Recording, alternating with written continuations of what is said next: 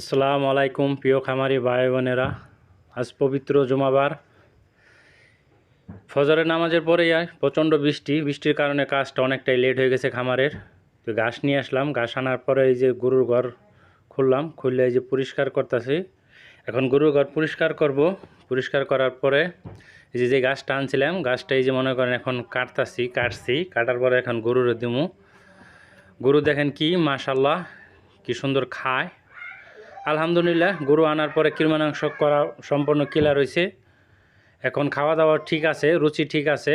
দেখা যাক আল্লাহ ভরসা, আল্লাহ কী করে। আর আমার জন্য দোয়া করবেন, আমার সাথে থাকবেন, আর আমার চ্যানেলটাকে সাবস্ক্রাইব করে দিবেন।